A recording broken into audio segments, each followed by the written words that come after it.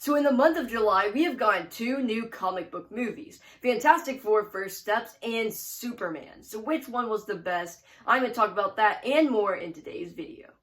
So Superman was the first comic book movie of 2025, so I figured I'd just start off there. This movie is the kickoff to James Gunn's DCU, and I think, honestly, he did a great job here, throwing you directly into that comic booky world with a theme I feel like now is more relevant than ever with just being the new punk rock. I think that's a really interesting theme that I like how they explore and how that perfectly connects to the Superman character.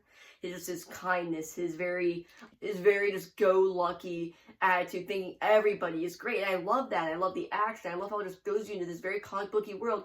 Just knowing that you've heard the origin story of Superman, kind of being self-aware in that way. So these throw you straight into the battle, straight into the moment, and I love that. But still, we have to give some time to Fantastic Four First Steps. So let's go to Fantastic Four. So now, Fantastic Four First Steps, Marvel's first family, is just a really great exploration on this family dynamic in this kind of Meet the Jetsons style world where it's kind of like retro futuristic world. And I think it was done great.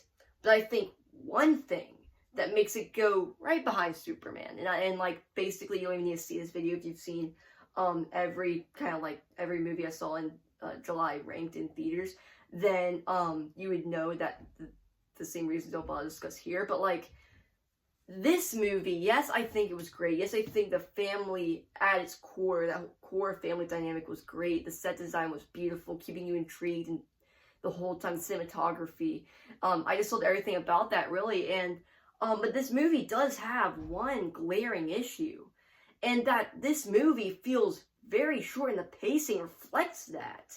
Because what will happen is you'll go from having a film that is paced beautifully to just having it paced very wonky in just a weird way, that this movie is moving at a basically breakneck speed, kind of being just kind of painful to watch in a way. Because yes, you see all this great movie happening before you, but you kind of leave the film empty just because you're longing, because you can feel that they did cut like 20 minutes off this film, and literally it is proven that they did cut a lot off before it's fairly close to its release.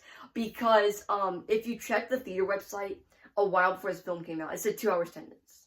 If you checked it right before it came out, it said 1 hour 55. So they did cut a bit off of that. Even in the trailers, you can see that they did cut off a bit. And as we're like Captain America: Brave New World, whereas you like watch that film and you can barely even tell that they reworked it because it's done so smoothly. Here you can definitely feel that they did pull a lot from the film. And yeah, so I love Fantastic Four. I love Superman. I thought they were both great. I hope they both succeed at the box office. But I just liked Superman better than Fantastic Four. That's about it. So yeah.